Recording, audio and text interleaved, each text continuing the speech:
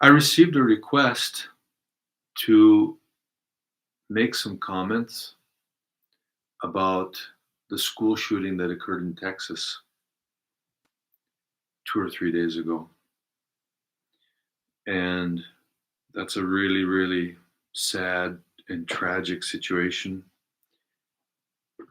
And it's not just this one isolated incident. There's just been so many. It's like every week there's a school shooting or a shooting at a shopping mall, or even here where we currently are in Brazil.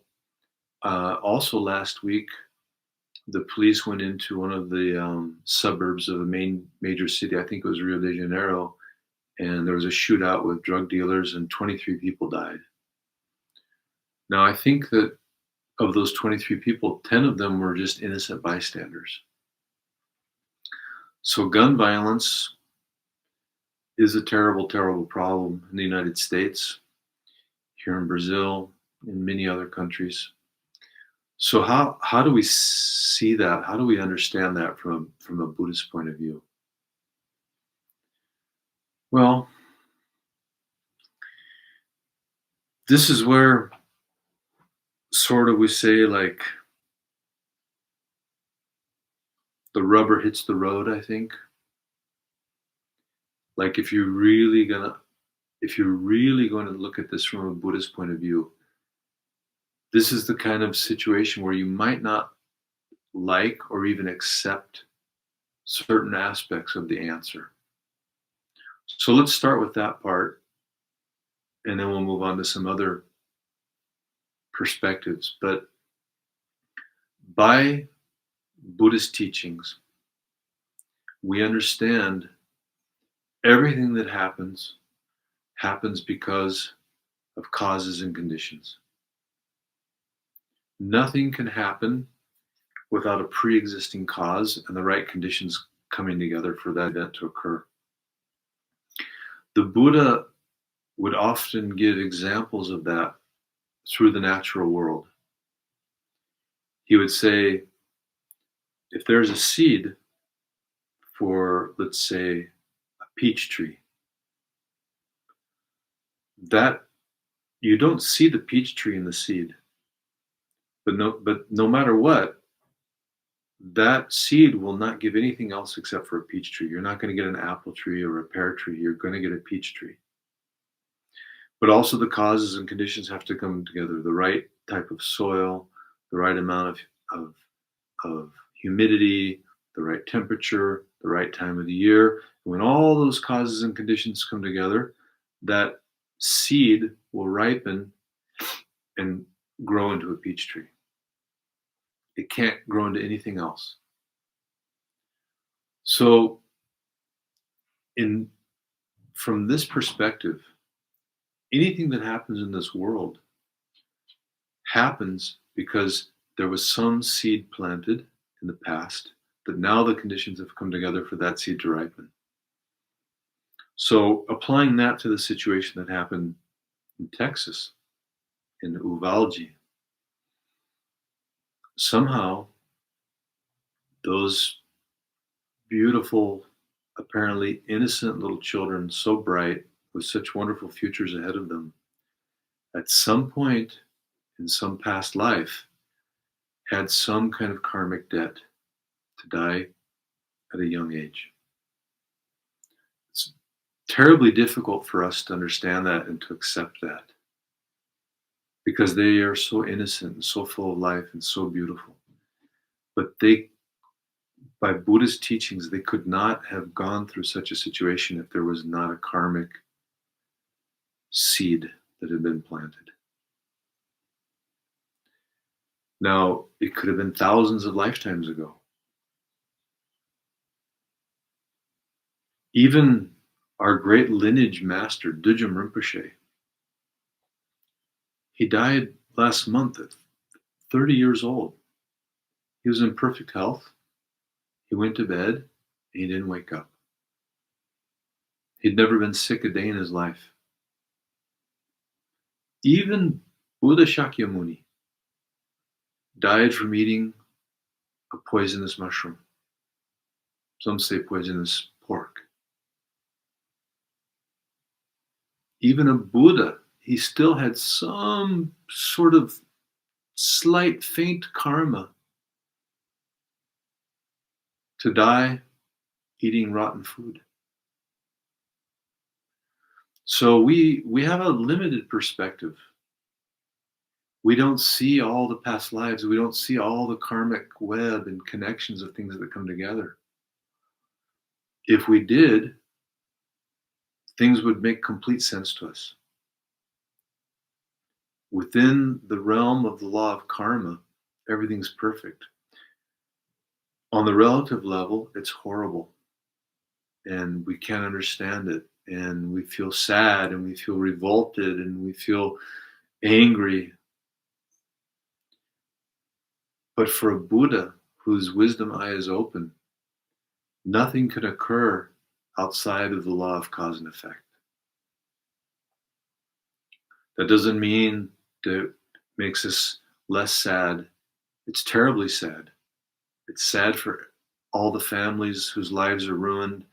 It's sad for the shooter's family who also loses their son. The shooter himself, we can't even imagine the horrific experience he's going to go through for an incalculable amount of time.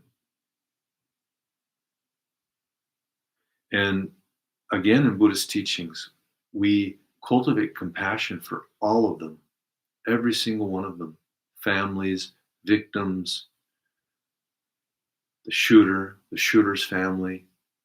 We try to expand our heart and have compassion for everyone involved.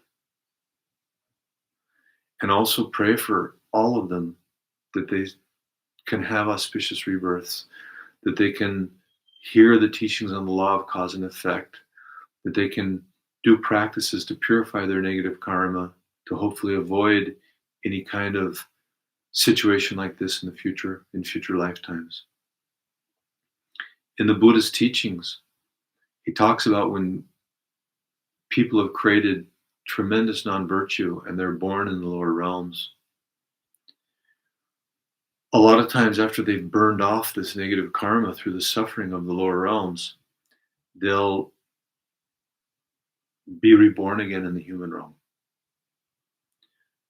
But the Buddhist says that many times as they're being born in the human realm, they'll die in their mother's womb, or they'll die as they're born, or they will die still as babies.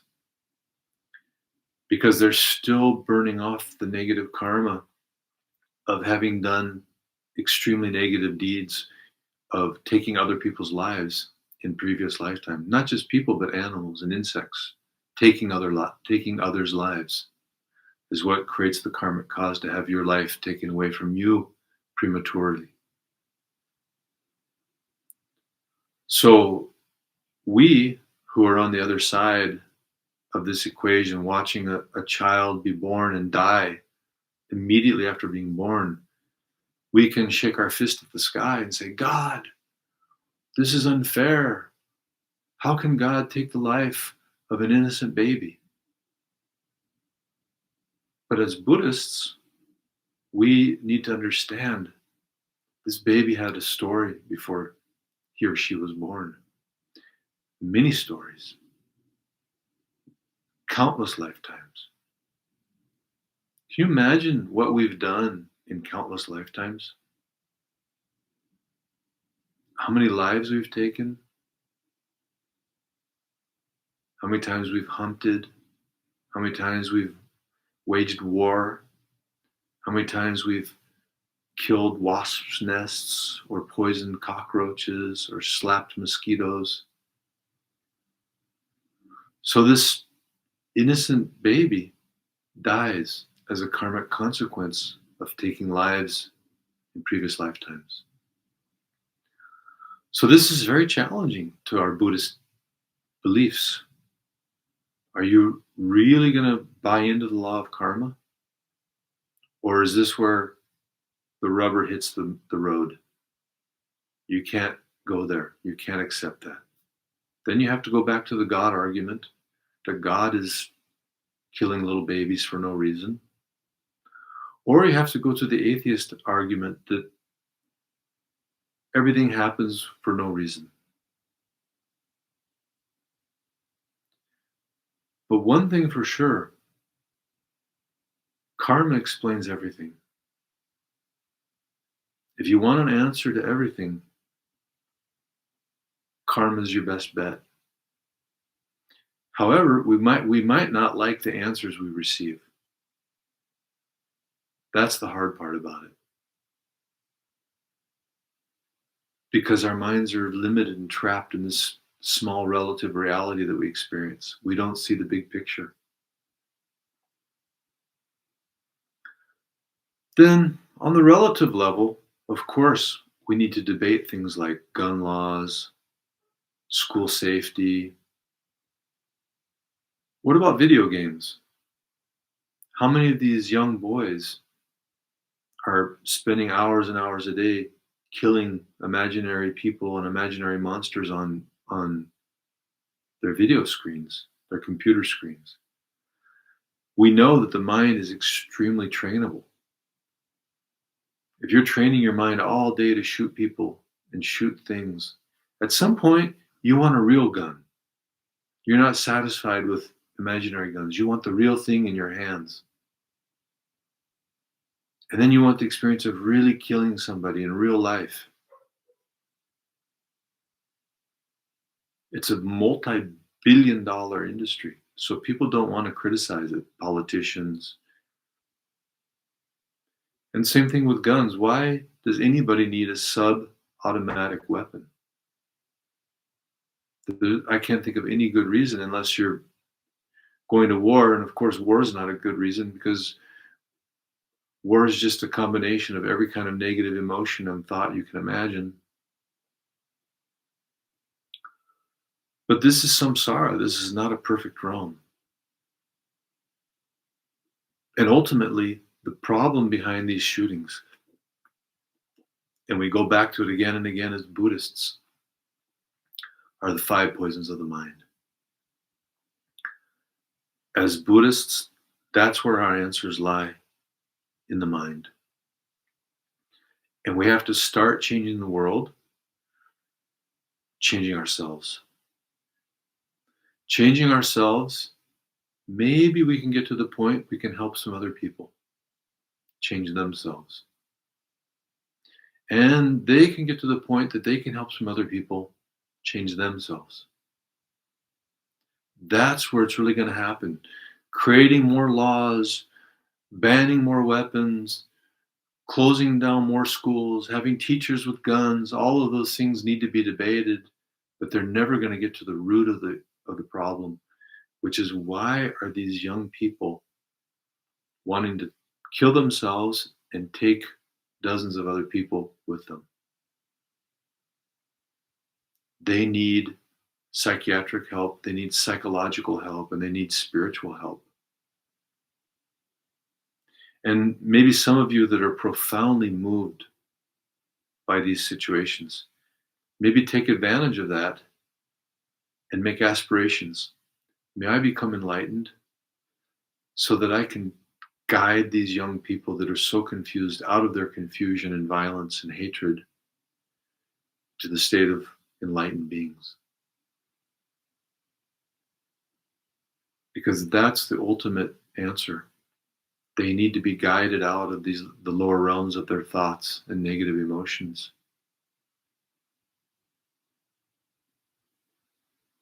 And work on the relative level. Try to pass some gun control laws.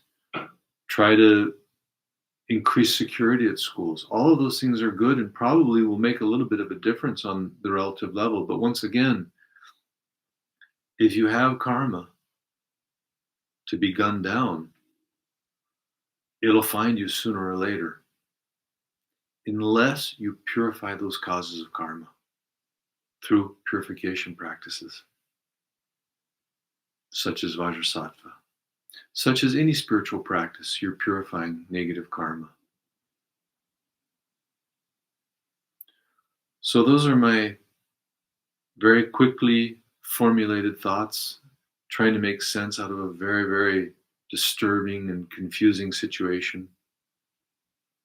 But just to recapitulate, this is a chance to deepen our understanding of karma, causes and conditions.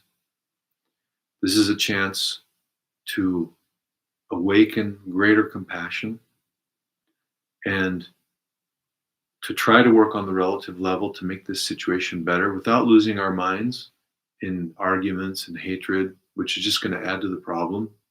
We need to stay calm and centered when we're debating these issues.